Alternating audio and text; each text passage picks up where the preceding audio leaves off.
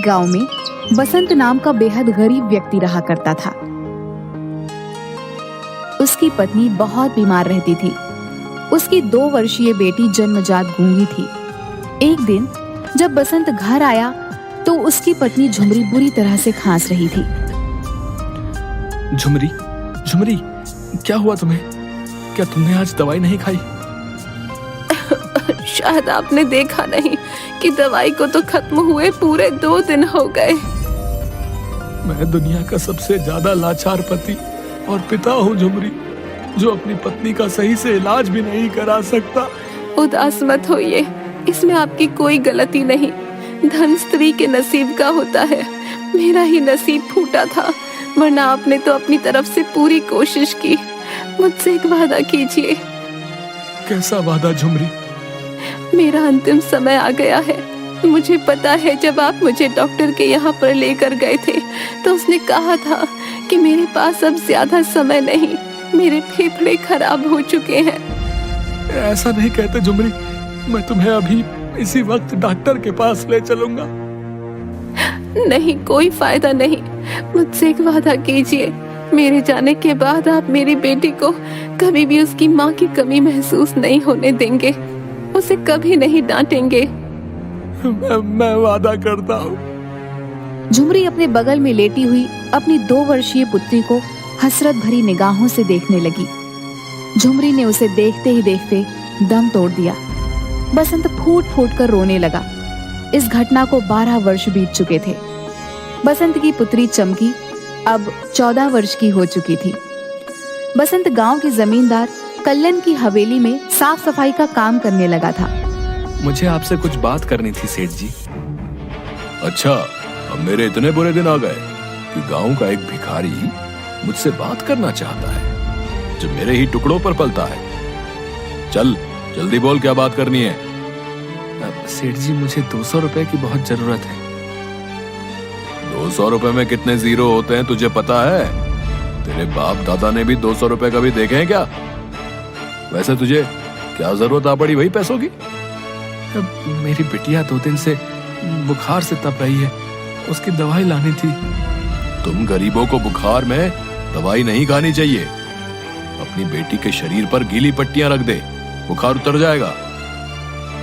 ऐसा मत कहिए सेठ जी, मैं आपका हर कहना मानता हूँ।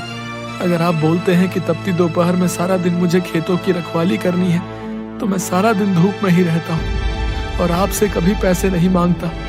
बिटिया को 2 दिन से बुखार है, सिर्फ उसकी दवाई के लिए ही पैसे मांग रहा हूँ।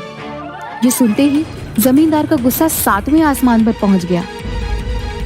क्यों रे, हैं? तुझे जो खाने को मिलता है वो क्या कम है, हैं? कि अब तू पैसे भी मांगने लगा? अगर तेरी औकात उसकी दवाई खरीदने की भी नहीं थी तो बच्ची पैदा क्यों की रे तूने, हैं? अरे पैदा होते ही उस समय उसे किसी कूड़े के ढेर में डाल देता। जमींदार की बात सुनकर बसंत की आंखों में से आंसू आ गए। ये आप कैसी बातें कर रहे हैं सेठ जी? मैंने बरसों आपकी गुलामी की है। आज पहली बार मैंने आपसे कुछ पैसे मांगे हैं, वो भी बिटिया की दवाई के लिए। नमक हराम, जुबान लड़ाता है। ये क्यों नहीं कहता कि तू टीबी का मरीज है? तेरे अंदर कोई काम करने की ताकत ही नहीं है। एक तो तुझे खाने को भोजन दिया, पहनने को कपड़े दिए, ऊपर से तू मुझसे जुबान लड़ा रहा है। इससे पहले कि मैं अपना आपा खो बैठूं, निकल जा यहां से, निकल जा। ये बिल्कुल गलत बात है सेठ जी। ईश्वर ने आपको इतना ढेर सारा धन दिया है, आपको एक गरीब को अपमानित करते हुए शर्म नहीं आती? अरे मैंने अपनी गुलामी के बदले आपसे क्या मांगा है? सिर्फ 200 रुपए। 200 रुपए के लिए आप मुझसे बोल रहे हो कि मैं अपनी बेटी को पैदा होते ही किसी कूड़ेदान के ढेर में फेंक देता? गरीब की हाय में बहुत ताकत होती है सेठ जी। गरीब के दिल से निकली हुई हाय बड़े बड़े महलों को चुटकियों में धराशायी कर देती है, बड़े बड़े रईसों को चुटकी में भिखारी बना देती है। बसंत की बात सुनकर जमींदार ने लातों और घूंसे से बसंत को बुरी तरीके से पीटना शुरू कर दिया और उसे धक्के मारकर अपनी कोठी से बाहर निकाल दिया। बसंत दर्द से कराहता हुआ अपने घर चला जाता है।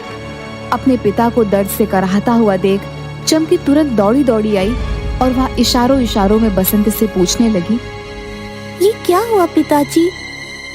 मैंने तेरी दवाई के लिए सेठ जी से कुछ पैसे मांगे थे बिटिया, लेकिन सेठ जी ने मुझे एक भी पैसा नहीं दिया। इसके बदले मुझे उसने अपमानित करके मार पीट कर अपनी हवेली से बाहर भगा दिया। बसंत की बात सुनकर चमकी की आंखों में आंसू आ गए और उसने इशारों इशारों से अपने पिता से कहा, मेरा बुखार सही हो गया है पिताजी, आपको चिंता करने की बिल्कुल भी आवश्यकता नहीं है, मैं बिल्कुल सही हूँ। चमकी की बात सुनकर बसंत फूट फूट कर रोने लगा। सेठ जी ने मुझे काम से भी निकाल दिया है। मैं जानता हूँ तू झूठ बोल रही है, तुझे अभी भी बुखार है और तुझे भूख भी लगी है। बसंत रोते रोते सो गया और चमकी भी। सुबह चमकी ने अपने पिता को बहुत उठाया, मगर बसंत नहीं उठा। चमकी घबराकर बाहर भागी तो बाहर गांव के मुखिया के साथ कुछ व्यक्ति खड़े थे। चमकी को घबराया देख वो लोग झोपड़ी में आ गए। अरे ये तो बसंत है, इसको क्या हुआ? मुखिया के बगल में खड़ा हुआ बल्ली तुरंत बसंत के शरीर को हिला डुलाकर देखने लगा। मुखिया जी, ये तो मर चुका है और मुझे तो लगता है कि इसे मरे हुए तो काफी घंटे हो चुके हैं। ये तो बहुत बुरा हुआ बल्ली। इस बेचारी गूंगी लड़की का सिर्फ यही तो एक सहारा था। इसके शरीर पर तो चोटों के काफी निशान भी है मुखिया जी। ऐसा लगता है जैसे कि बसंत को किसी ने बुरी तरह से पीटा हो। बसंत तो जमींदार कल्लन के यहाँ पर काम करता था और कल्लन की क्रूरता के बारे में तो गांव का हर व्यक्ति जानता है। जरूर उस निर्दयी ने ही इस बेचारे को पीटा होगा। मैंने इतना क्रूर और अत्याचारी व्यक्ति अपने जीवन में नहीं देखा मुखिया जी। उस निर्दयी जमींदार को इस बेचारी बच्ची पर भी तरस नहीं आया। उसने ये भी नहीं सोचा कि अगर बसंत को कुछ हो गया तो इसका क्या होगा। तुम तो जानते ही हो कि जमींदार की उठक बैठक पुलिस महकमे के बड़े अधिकारियों में है और उसके पास धन की कोई कमी नहीं है। इसी बात का वो आज तक फायदा उठाता आया है। अरे हम क्या कर सकते हैं, ईश्वर ही उसे सजा देगा भैया। जो भी हो मुखिया जी, इस बेचारी गूंगी बिटिया की माँ तो 12 वर्ष पहले ही स्वर्ग सिधार गई। ऊपर से बेचारा इसका पिता भी मर गया। अब ये अनाथ कहाँ जाएगी? बल्ली की बात सुनकर मुखिया गहरी सोच में डूबता हुआ बोला, इस बच्ची की परवरिश कोई और नहीं बल्कि जमींदार ही करेगा बल्ली। चलो मेरे साथ। मुखिया चमकी को लेकर सीधा जमींदार की हवेली पर पहुंच गया। क्या बात है मुखिया जी, आज सुबह सुबह गांव के व्यक्तियों के साथ यहाँ कैसे? सब कुछ ठीक तो है? आपके यहाँ पर बसंत बरसों से काम करता था, कल रात उसकी मौत हो गई। ये तो बहुत बुरा हुआ। मैंने बसंत को कभी भी नौकर नहीं समझा। इस बात को तो हम सभी जानते हैं कि आप दिल के कितने अच्छे हैं, लेकिन बल्ली ने देखा है कि बसंत के शरीर पर चोटों के काफी निशान हैं। अभी हमने उसका अंतिम संस्कार नहीं किया है। सोच रहे हैं कि हम बसंत की लाश को पुलिस के सुपुर्द कर दें। पोस्टमार्टम से खुलासा हो जाएगा कि आखिर उसकी मौत किस वजह से हुई। ये सुनकर जमींदार घबरा गया, क्योंकि वह जानता था कि उसने बसंत को कितनी बुरी तरीके से पीटा था। अरे नहीं नहीं मुखिया जी, पुलिस के पास जाकर क्या करेंगे आप? बसंत का अंतिम संस्कार मैं करूंगा। और जहां तक सवाल उसकी बिटिया चमकी का है, तो आज से उसकी परवरिश मैं करूंगा। उसे कभी भी उसके पिता की कमी महसूस नहीं होने दूंगा। जमींदार की बात सुनकर मुखिया व्यंगात्मक हंसी हंसते हुए बोला, मुझे आपसे यही उम्मीद थी। हम हर महीने चमकी बिटिया का हालचाल लेने आते रहेंगे। इतना कहकर मुखिया चमकी को छोड़कर वहां से चला गया। चमकी अच्छी तरह से जानती थी कि जमींदार झूठ बोल रहा था।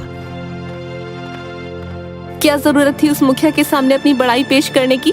बसंत हमारे लिए क्या कम मुसीबत था कि एक और मुसीबत इस गूंगी को हमारे सर पर छोड़ गया। तुम्हारा दिमाग तो ठीक है अनीता। अगर मुखिया को जरा सा भी शक हो जाता कि बसंत को मैंने बुरी तरह से पीटा था, तो वह बसंत की लाश को पुलिस के हवाले कर देता। अगर बसंत का पोस्टमार्टम हो जाता तो हम सबकी इज्जत मिट्टी में मिल जाती और सब जेल की चक्की पीस रहे होते। जरा दिमाग से भी काम लिया करो। वो सब तो ठीक है, लेकिन अब इस गूंगी का क्या करना है? अरे हमारी हवेली में 100 काम होते हैं, ये भी बसंत की तरह हमारी हवेली में गुलामी ही करेगी। एक तीर से दो निशाने करने का शौक आपका नहीं गया? मैं तुम्हारी बात का मतलब नहीं समझा। अरे सीधी सी बात है, गांव वालों की नजर में आप इस बच्चे की परवरिश कर रहे हैं, मगर हमें तो बैठे बिठाए बसंत के मरने के बाद एक नई गुलाम मिल गई, वो भी ऐसी गुलाम जो बोल ही नहीं सकती। कुछ दिन बाद अनीता की बहन सुनीता वहां रहने के लिए आई। अनीता, जरा दिमाग से काम लो, इस लड़की का कुछ करो। कुछ सालों बाद ये गूंगी जवान हो जाएगी। गांव वाले वैसे भी इसे तुम्हारे मत्थे मड़ गए हैं, कहीं तुम्हें इसके हाथ भी पीले ना करने पड़ जाएं। मैं भी काफी समय से यही बात सोच रही थी सुनीता, लेकिन चिंता मत करो, मैंने इसका भी उपाय निकाल लिया है। ऐसा उपाय कि सांप भी मर जाए और लाठी भी ना टूटे। एक दिन सुनीता और अनीता ने एक कमरे में चमकी को बंद कर दिया। चमकी वहां 2 दिन तक भूखी और प्यासी बैठी रही। अचानक रात के समय चमकी की आंख खुल गई। उस कमरे के अंदर रोशनी की किरणें फूट रही थी। उन किरणों से एक रहस्यमयी स्त्री निकलकर बाहर आ गई। घबराओ मत मेरी बच्ची, मैं सब जानती हूँ। इन अत्याचारियों ने तुझ पर और तेरे पिता पर कैसे कैसे अत्याचार किए हैं। तेरे पिता को जमींदार ने कितनी बुरी तरह से पीट पीट कर मार डाला। अचानक चमकी को अपने अंदर अजीब सा बदलाव महसूस हुआ। चमकी, अब तुम गूंगी नहीं रही, अब तुम बोल सकती हो। ये कैसे हो सकता है? मैं तो जन्मजात गूंगी हूँ, मैं कैसे बोल सकती हूँ? और आप कौन हो? कुछ समय बाद तुम्हें सब पता चल जाएगा। मुझे ये भी पता है कि इन सब निर्दयी लोगों ने तुम्हें 2 दिन से भूखा रखा है। हाँ, इन लोगों ने 2 दिन से कुछ भी खाने को नहीं दिया। उस रहस्यमयी स्त्री ने अपना जादू से चमकी के सब मनपसंद व्यंजन चमकी के सामने रख दिए। चमकी ने पेट भरकर खाना खाया। कुछ देर बाद सुबह हो गई। चलो जरा चलकर देखते हैं। हाँ, मुझे पूरा विश्वास है कि अब तक तो वो नास पीटी गूंगी बहरी मर गई होगी। अनीता और सुनीता ने जैसे ही कमरे के दरवाजे को खोला तो उन्होंने देखा कि चमकी नए कपड़े पहने हुए कुर्सी पर आराम से बैठी हुई केला खा रही थी। अरे अनीता, हम लोग तो समझ रहे थे कि ये मर गई होगी, मगर ये तो आराम से बैठ के केला खा रही है। वो सब तो सही है सुनीता, लेकिन इसके पास ये केला कहाँ से आया? ये कमरा तो बरसों से बंद पड़ा है। ए लड़की, सीधी तरह से बता दे, तुझे ये केला किसने दिया? हमने तो इस कमरे के बाहर ताला लगा दिया था। कौन आया था हमारे पीछे? ये क्या बोल रही हो सुनीता? ये तो गूंगी और बहरी है, ये क्या बताएगी? अरे इशारों से तो बता सकती है ना। इसे एक जादुई स्त्री ने मुझे दिया है। चमकी को बोलता देख अनीता और सुनीता को चक्कर आ गए। हे भगवान, ऐसा कैसे हो सकता है? मैंने तो सुना था कि ये जन्मजात गूंगी है, लेकिन ये तो बोल रही है। अरे काहे को घबराती है तू? जरा जरा सी बात पे डर जाती है। जरूर ये लड़की नाटक कर रही होगी। कोई गूंगी वूंगी नहीं है ये। क्या भला कोई जन्मजात गूंगा बोल सकता है? ये लड़की, अब इस केले को खाना बंद कर और सीधी तरह से बाहर आ जा। चमकी उस रहस्यमयी जादुई स्त्री की ओर देख रही थी। वो रहस्यमयी स्त्री सिर्फ चमकी को दिखाई दे रही थी। उस रहस्यमयी स्त्री ने चमकी को उन दोनों के साथ जाने का इशारा कर दिया। चमकी अनीता और सुनीता के साथ चली गई। चल जा, मेरे लिए एक गिलास पानी लेकर आ, बहुत जोरों से प्यास लगी है। सुनीता ने यह कहा ही था कि जग अपने आप उठकर सुनीता के पास आ गया। यह देखकर सुनीता की चीख निकल गई। सुनीता की चीख सुनकर अनीता दौड़ी दौड़ी सुनीता के पास आई। क्या हुआ बहन, चिल्लाई क्यों? भूत भूत, ये लड़की भूत बन गई है। क्या बकवास कर रही हो सुनीता? कुछ देर पहले तो तुम बड़ी बहादुर बन रही थी, झांसी की रानी जैसी बातें कर रही थी, और अब सूखे पेड़ की तरह थर थर कांप रही हो। मैं अभी इस लड़की को सबक सिखाती हूँ। अनीता चमकी को मारने जैसे ही दौड़ी कि अचानक उसे ऐसा लगा जैसे कि उसका पैर किसी ने पकड़ लिया हो। अरे मेरा पैर किसने पकड़ा? पैर उसी रहस्यमयी स्त्री ने पकड़ा था, मगर वह उन दोनों को दिखाई नहीं दे रही थी। उस रहस्यमयी स्त्री ने अनीता को उठाकर फर्श पर पटक दिया। अनीता दर्द से चीख उठी। यह सब देखकर सुनीता उठकर बाहर की तरफ भागी और जमींदार से जा टकराई। क्या बात है सुनीता बहन, बहुत घबराई हुई हो तुम? अरे वो जो गूंगी और बहरी लड़की को तुमने रखा है ना, वो लड़की बोल रही है वो भूत बन चुकी है। पानी अपने आप चलकर आ रहा है। ये सब क्या हो रहा है? क्या नाप शनाप बके जा रही हो तुम? हैं? जरूर उस लड़की ने तुम्हें बेवकूफ बनाया होगा। मैं जाकर देखता हूँ। जमींदार कमरे में गया तो देखा उसकी पत्नी फर्श पर लेटी हुई दर्द से कराह रही थी कि अचानक कमरे में रखा हुआ डंडा खुद ब खुद जमींदार को बुरी तरीके से पीटने लगा। ये कैसे हो सकता है? डंडा अपने आप मुझे कैसे मार सकता है? ये तो वही डंडा है जिससे मैंने बसंत को बड़ी बेदर्दी से मारा था। कुछ देर में जमींदार का शरीर रक्त से लथपथ हो गया। मुझे माफ कर दो चमकी। मैं जानता हूँ मैंने तुम्हारे पिता बसंत के साथ बहुत गलत किया।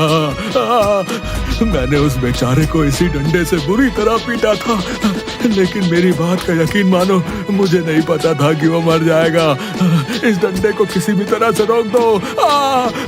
मेरा शरीर बुरी तरह से दर्द कर रहा है। तभी एक और डंडा उड़ता हुआ वहाँ पर आ गया। वह दोनों डंडे सुनीता जमींदार और अनीता को भी बुरी तरीके से पीटने लगा। हाय रे, मर गई रे, बहुत दर्द हो रहा है, हमें छोड़ दो, हमें क्षमा कर दो। अरे सुनीता बहन, मैं तुमसे बोल रही थी कि कुछ तो गड़बड़ है, कहीं चमकी भूत तो नहीं बन गई। तभी अचानक वह दोनों डंडे रुक गए और देखते ही देखते वह झुमरी के रूप में परिवर्तित हो गई। तभी एक तेज रोशनी फूटी और उस रोशनी में बसंत निकलकर झुमरी के बगल आकर खड़ा हो गया। बसंत को देखकर चमकी पूरी तरीके से चौंक गई। पिताजी आप? हाँ बिटिया, ये मैं हूँ, और ये रहस्यमय स्त्री कोई और नहीं बल्कि तेरी माँ है। चमकी रोती हुई झुमकी से जाकर लिपट गई। अब वह सब लोग झुमकी और बसंत को देख सकते थे। झुमरी और बसंत, तुम दोनों तो मर चुके हो, फिर तुम जीवित कैसे हो सकते हो? हाँ, तूने सही कहा पापी, मैं मर चुका था, लेकिन तूने और तेरी पत्नी ने मिलकर मेरी बेटी पर इतने अत्याचार किए कि मुझे और मेरी पत्नी को इस दुनिया में दोबारा आना ही पड़ा। हम दोनों की आत्माएं तड़प उठी। हमें क्षमा कर दो, मुझे भी माफ कर दो। हम चमकी को अब कभी तंग नहीं करेंगे। नहीं, मैं तुम तीनों को जीवित नहीं छोड़ूंगी। तुम तीनों ने मेरी बेटी के साथ बहुत अत्याचार किए हैं। तभी वहाँ पर मुखिया बहुत से गांव के लोगों को लेकर आ गया। सभी गांव वाले हैरत से झुमरी और बसंत की ओर देखने लगे। अब इन्हें छोड़ दो, आज से चमकी मेरी बिटिया है, इन्हें इनके किए की सजा कानून देगा। नहीं मुखिया जी, ये तीनों पापी अपने पैसे के दम पर फिर से बाहर आ जाएंगे और फिर से मुझ जैसे गरीबों को मारेंगे और उनके बच्चों पर अत्याचार करेंगे। ये तीनों इंसान के नाम पर कलंक है। इन तीनों ने गरीबों पर अत्याचार करने की हद पार कर दी है। इन तीनों की मौत निश्चित है। झुमरी और बसंत ने अपना हाथ आगे की ओर कर दिया। उनके हाथ से आग की बड़ी बड़ी लपटें निकलने लगी और देखते ही देखते जमींदार सुनीता और अनीता जलकर भस्म हो गए। चमकी की परवरिश गांव का मुखिया अपनी बेटी की तरह करने लगा।